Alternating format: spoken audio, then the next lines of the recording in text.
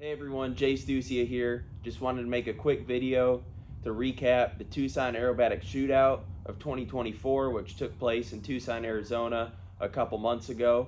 For those of you that don't know, the Tucson Aerobatic Shootout is one of the more prestigious RC aerobatic competitions in the whole world, honestly. It brings in a lot of international pilots.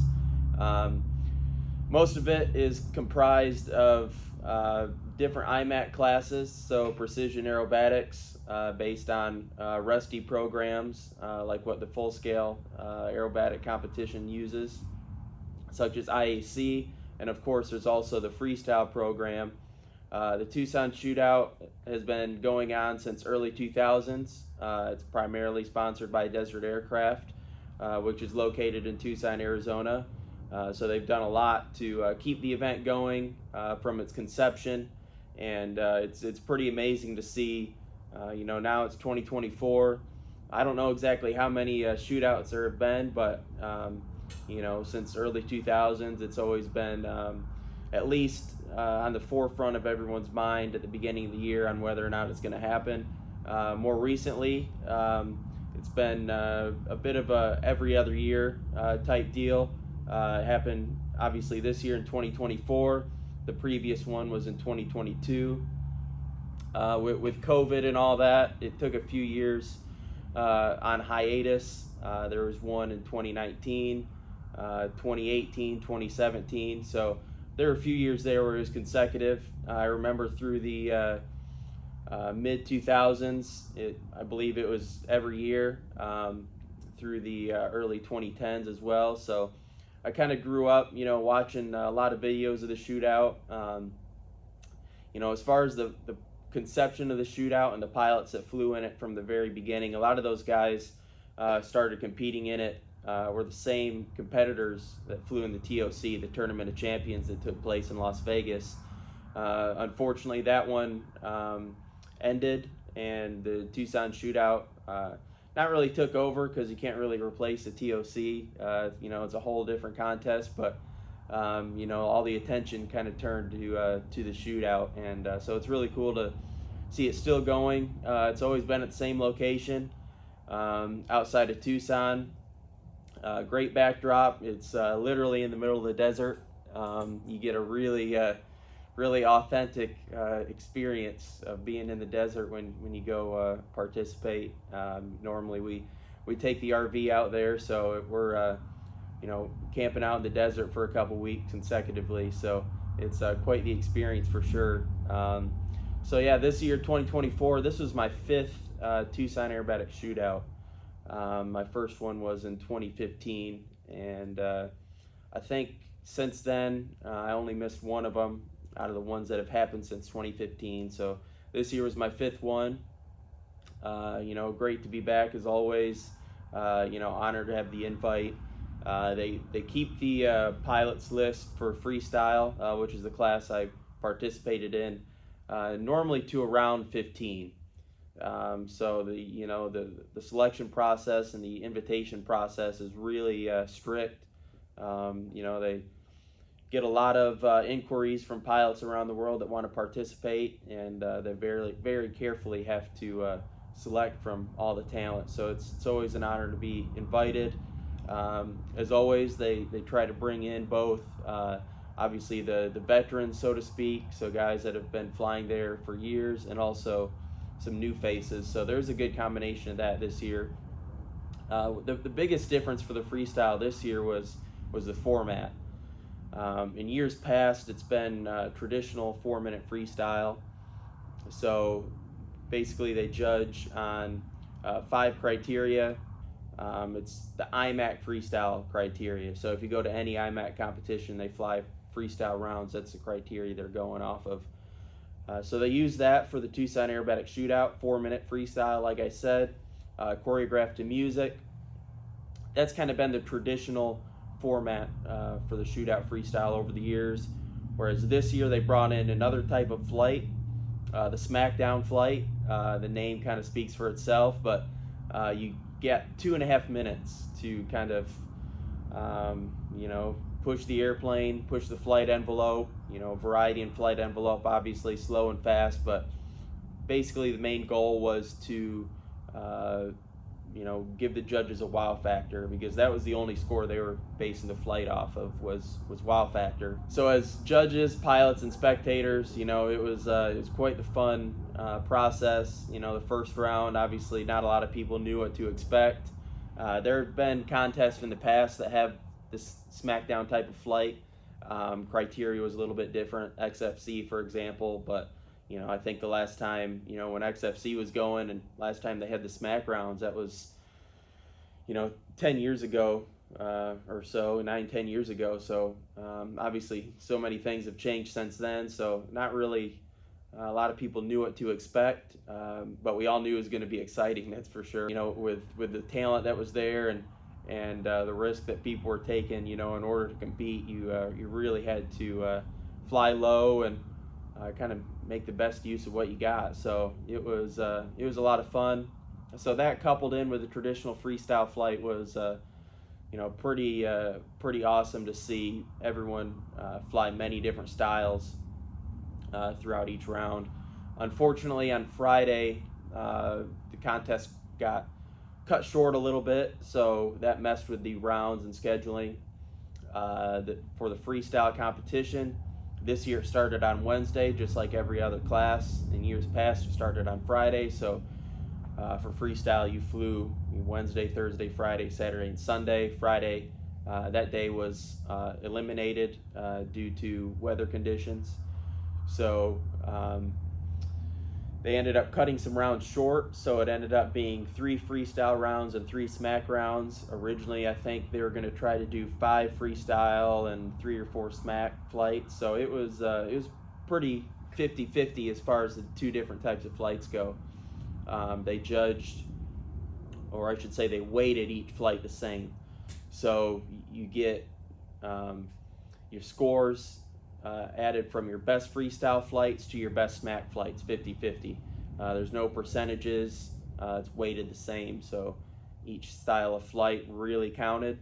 And with 3 flights for each flight really counted as well, because they only threw or dropped 1 round per each flight category. So 1 freestyle round is dropped for everyone, and 1 smack round is dropped for everyone. How the scoring works, they used a CADE and normalized system, just like what IMAC uses. So if you look at the score sheet, whoever finishes first place for the round, they get 1,000, regardless of their CADE score. They could get 2s across the board. As long as everyone else is below them, they still get 1,000. The CADE score might not be very high, but however high that highest CADE score is, it's always going to be 1,000. And then the numbers below the thousands, the ones in the 900s, 800s, and so on, are all ratioed in proportion based off that 1,000 on the CADE score they got. So it's a little bit confusing to explain, but once you actually read this score sheets and the results list, it makes a lot of sense. The CADE score comes in each criteria. Or an IMAC, each maneuver has a K value. I've seen it anywhere from 10 to 40, 50 K value for different criteria. This year at the shootout, actually the freestyle was just 1K, so every criteria was equal. And so what happens is, let's say you got a criteria that's 30K, or a maneuver that's 30K in an IMAC sequence.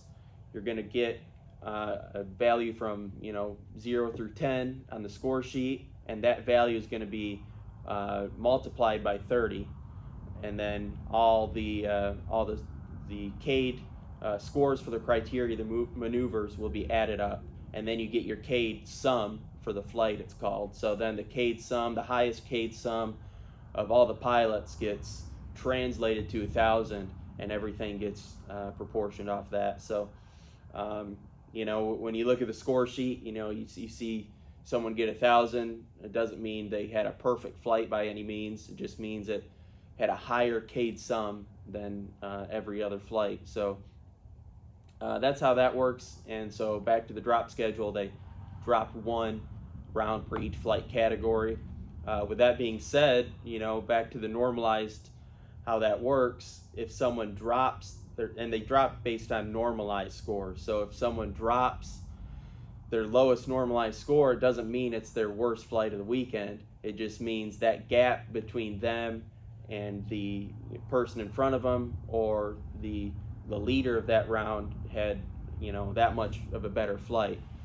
So it kind of all stems from the leader of the round and whoever gets 1,000. So the trip itself, it went really well, considering it's always a long drive out there, for guys coming from the East Coast, even further away than from here in Louisiana or other parts of the country. It's always a journey, on the, the equipment, the trailers, the RVs that these guys are hauling. It's always tough on the equipment, and then you get out to the desert and the conditions are totally different. The air is totally different. So, fortunately, having been out there, multiple times before, you kind of, have an idea of what to expect, definitely on the performance side of it. And so, how the airplane and equipment is going to react out there once you get out there. So, it helps a little bit. This trip was particularly longer than the previous shootout trips, simply due to the fact that the freestyle contest started on Wednesday and not Friday, and we still wanted to get out there for the same amount of preparation in the desert as we had in years past. GPS altitude out there in Tucson, I believe it's about 2,400 MSL. Not super high humidity out there, obviously. Back in October out there, that time of year, it's probably 85 to 95 degrees. There were some practice days that were actually pretty warm, up in the higher 90s. So density altitude, I don't remember off the top of my head. If I recall, it probably fluctuated anywhere between 4,000 and 6,000. So a big difference, from where I fly here at pretty much sea level in Louisiana, especially once we get into September and October months, where I do most of my practice for the shootout. The temperatures drop a little bit, humidity drops slightly more from the summertime, so the DA, or density altitude, drops a lot too. So that's kind of where, the experience from years past, you kind of have it, in your mind how the airplane's going to react, and there's really not much else you can do about it.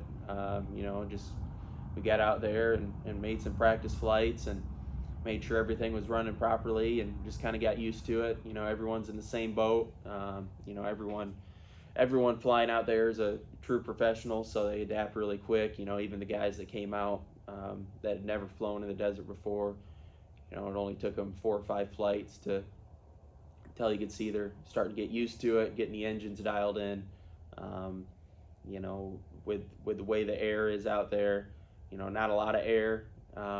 Setup, apart from just tuning the needles on the carburetor, is big too. You want plenty of hot air exit in the airplane. You want it to be able to breathe properly. So that's a big important key out there. But other than that, just basically comes down to getting some decent practice in and getting used to the area a little bit. So we definitely make sure we wanted to do that as always. We got out there early. I think we spent a full week, maybe 5 or 6 days, practicing at the Tucson Radio Control Club, which is another local club in Tucson, TRCC. Those guys at the club are always super welcoming and generous for the shootout guys that come and practice leading up to the event. It's an operating club, so they come out there and fly too, and they don't mind that the shootout competitors are, up flying, whether that be IMAC or freestyle. So big shout out to those guys. They've been awesome over the years. I think shootout competitors have come to TRCC and flied and practiced, since the beginning of the shootout. So really awesome club. It's pretty cool to be able to camp out there for that period of time and see everyone and talk to the club members and be able to fly at the great facility. So we did that as always. Like I said, a lot of the other shootout competitors came out and practiced. We primarily spent the week with Lane and his dad Aaron, Lane Walker. This is his first time at the Tucson Shootout, so we camped out there with him and flew a lot, and it was pretty awesome to see him participate in his first shootout. With all the obstacles and all the variables of going out to the desert and competing in the shootout, he did pretty awesome. First time out there, first freestyle contest period, I think, for him. So quite the way to dive off into the deep end, so to speak. So he did really well, and he overcame some strong adversity. So hats off to him for sure. And the same goes to all the guys that came out there that were first time participants. Nowadays there's not a lot of freestyle competitions around, so if you want to get into one for the first time, pretty much the only ones to choose from are the big name ones. So as you may have seen, I've already posted a couple of flight videos from the competition on my YouTube channel. I posted a flight of the final freestyle round and the final smack round, and I believe the Saturday smack as well. So 2 out of the 3 smack flights and 1 of the freestyle rounds. Wednesday and Thursday there was 1 freestyle round each day. Wednesday evening was the first round of freestyle, and it was a long day. The flights went pretty late, even past the sun was set. So but hats off to the organizers, Kevin and everyone for the scheduling, and as each day went on, it got smoother and smoother. So just want to take the time to thank all the organizers and everyone who made it happen, because the scheduling was a lot this year. A lot of pilots had fit in. Then you got the added smack flight, and they still plan to have the same amount of traditional freestyle flights. So quite the undertaking, but it went really well. Not a ton of downtime between class changes. Then Thursday was another single freestyle flight. I ended up flying the same freestyle Wednesday and Thursday. I thought there was going to be more freestyle rounds, so that's part of the reason why I did that. It worked out just fine, but if I would have known there would have been only 3, might have tried a new one the second time around, but it is what it is, and obviously it worked out really well, and I was really comfortable with the routine. It was one I'd flown for a little while now. I flew it last year in Mexico as well during the death match, so I was pretty comfortable with it. Then on Sunday, the final freestyle round, the weather was really good too on Sunday. The winds were a lot calmer, so a lot calmer than they were on Thursday. So it's always hard to bring out a new freestyle when the winds are pretty strong. So I probably made the right call with staying with something I was comfortable with on Thursday, but saved one of the newer ones for Sunday. It was pretty difficult because I hadn't flown that freestyle since earlier in the week when we were out practicing at the other field. So I was pretty pleased with how it turned out. Nothing too major as far as mistakes go. Nothing's perfect either, but didn't mess anything up too bad. So it worked really well with the weather conditions. I believe the air was really good, so good power too. So it all worked out really well for the different freestyle routines. Smack rounds, the first one was Saturday, so only 2 days of smack ended up taking place. 2 rounds of smack on Saturday. So Saturday, no freestyle rounds, just 2 rounds of smack. And then Sunday was the final round of smack after the third and final round of freestyle. So just as a recap, Wednesday was 1 round of freestyle, Thursday 1 round of freestyle. They were going to do another freestyle Friday. The weather postponed that. Saturday, 2 rounds of smack. Sunday, a round of freestyle, then a round of smack. So 3 per each, like I said. it was really cool. Sunday we got a really good weather day, and everyone was able to finish out the contest with good conditions. It's always really good when that happens, because final rounds are really important, and that's the most heavily anticipated rounds of the contest. So it's always good when there's really no super difficult external factors, and everyone can just go out there and fly to their best ability and have the opportunity to do so. It was pretty awesome to see all the competitors get through the contest with not a lot of major damage. There's some mishaps here and there, but I can't recall anyone actually totally going out there and crashing the airplane. So that was pretty awesome to see. It's the amount of dedication and effort and finances and work the guys put into this. It's always good to see them go out there and not only score their flight and not zero, but come away with an airplane to show for. So basically just wanted to make a quick recap video of the shootout. I wanted to take the time to obviously express a lot of gratitude to all the event sponsors, Desert Aircraft, the main sponsor, obviously, Kevin and all the organizers for keeping the shootout alive and well. And always awesome to go back out there. I'm looking forward to the next one. It sounds like everyone's really keen to keep it going, which is awesome to hear. It's always cool to see how excited the pilots and participants get about it, and always cool to go out there and see what people come up with for freestyle, and also watching everyone fly IMAC. The invitational guys in IMAC are always pretty incredible to watch. I know how difficult it is to go out there and fly an IMAC sequence that perfect and make it present well, and then on top of that, all the unknowns that they fly throughout the weekend. It's pretty incredible. So hats off to all the competitors. Thanks again to all the event organizers, and I'll probably keep posting a few things from the shootout here and there if I see anything that I haven't yet. But I appreciate you guys watching, and looking forward to the next shootout.